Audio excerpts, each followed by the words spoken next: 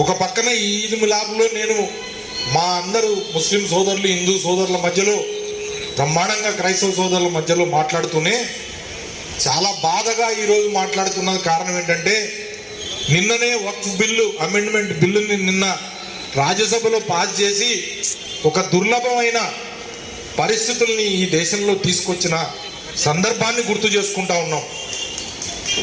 ఛాందసవాదులు చెప్తా ఉన్నారు ఇంకా రాబోయేది మతాన్ని మార్చేదానికి నిరోధించే బిల్లు మాత్రమే ఇంకా ఉంది, ముందుంది, చూస్తూ ఉండండి, అది కూడా తీసుకొస్తామని హుంకరింపులు చూస్తూ ఉన్నాం చట్టసభల్లో.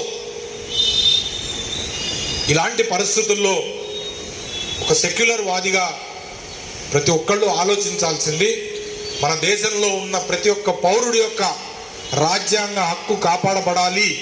వాళ్ళ యొక్క హక్కు కాపాడబడాలి అంటే మనం అందరం కూడా ఐక్యతతో ఉండాల్సిన అవసరం ఉంది భాయి సాబ్. ఆ ఐక్యత చాలా అవసరం. కొన్ని చోట్ల కొన్ని రాజకీయ పార్టీలు గెలవటం కోసం కొన్ని స్లోగన్లు యూజ్ చేశారు, కటెంగేతో బటెంగే అని. నేను ఇక్కడ చెప్తున్నా, హిందూ ముస్లిం సోదరులారా, క్రైస్తవులారా, మనందరం కూడా ఐక్యతగా ఉండాల్సిన అవసరం ఉంది. నైతో కటెంగేతో బటెంగే, ఇది ఖమ్మానికి వర్తిస్తుంది. మనందరం కూడా ఐక్యతతో ఉండాలి. ఈ ఐక్యత సాధించి పెట్టింది మన పెద్దలు. మనం అందరం కూడా ఈ రోజున ఇంత ప్రశాంతమైన వాతావరణంలో ఉన్నామంటే అమన్ और शांति के साथ हम जी रहे हैं, इसका फल हम खा रहे हैं. इसके लिए बहुत सारे कुर्बानियां दिए गए हैं.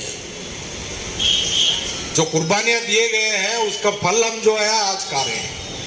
तो इसीलिए हम सबके ऊपर जिम्मेदारी रहता है कि यहाँ पे अमन और शांति बरकरार रखना हर एक की जिम्मेदारी है.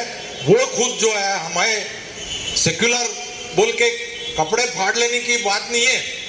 जब जरूरत पड़ी तो आपको दिखाना जरूरी है कि आप सेक्युलर यहाँ आए.